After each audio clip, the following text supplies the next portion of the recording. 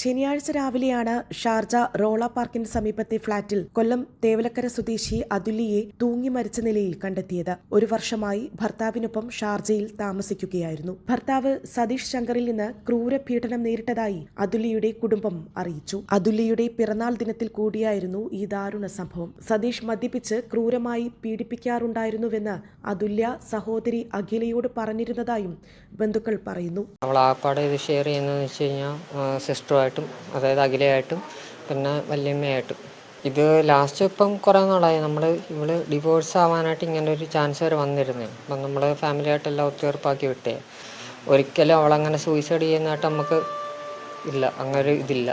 അവളങ്ങനെ ചെയ്യാനും പറ്റത്തില്ല. ഇപ്പം അഖില വിളിച്ചിട്ടായാലും നമ്മുടെ അടുത്ത് പറഞ്ഞതെന്ന് വെച്ച് കഴിഞ്ഞാൽ ആ സീലിങ്ങിനകത്ത്, അതായത് ഒരു മിനിമം ഹൈറ്റുള്ള ഒരാൾക്ക് ഒരിക്കലും അങ്ങനെ റോപ്പ് കെട്ടാൻ പറ്റത്തില്ലെന്നാണ്. ഒരു കട്ടിൽ വലിച്ചിട്ടിട്ടായാൽ പോലും കെട്ടാൻ പറ്റത്തില്ലാണ്.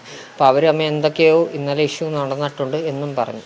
മരണത്തിന് തൊട്ടു മുമ്പുള്ള ദിവസം ചില ചിത്രങ്ങളും വീഡിയോ ദൃശ്യങ്ങളും സഹോദരിക്ക് അയച്ചു നൽകിയിരുന്നു. ശനിയാഴ്ച അതുല്യ പുതിയൊരു സ്ഥാപനത്തിൽ ജോലിക്ക് പ്രവേശിക്കേണ്ടതായിരുന്നു. കൊടിയ പീഡനങ്ങളായിരുന്നു ഭർത്താവ് സതീഷിൽ നിന്ന് അതുല്യ നേരിട്ടിരുന്നത്. വിവാഹം കഴിഞ്ഞ സമയം മുതൽ പ്രശ്നങ്ങളായിരുന്നുവെന്നാണ് അതുല്യയുടെ സുഹൃത്തുക്കൾ പറയുന്നത്. എന്നാൽ പലപ്പോഴും പ്രശ്നങ്ങൾ രമ്യതയിലെത്തിക്കുകയായിരുന്നു പതിവ്. അതുല്യയെ ആക്രമിക്കുന്നതിന്റെ വീഡിയോ ദൃശ്യങ്ങൾ പുറത്തു വന്നിട്ടുണ്ട്. ശരീരത്തിൽ ഏറ്റ ചതവുകളുടെയും മുറിവുകളുടെയും പാടുകളും അതുല്യ തന്നെ പകർത്തിയിരുന്നു. സംഭവത്തിൽ ഷാർജ പോലീസ് അന്വേഷണം ആരംഭിച്ചിട്ടുണ്ട്. ഇരുവരുടെയും ഏക മകൾ നാട്ടിൽ 10ാം ക്ലാസ് വിദ്യാർത്ഥിയാണ്.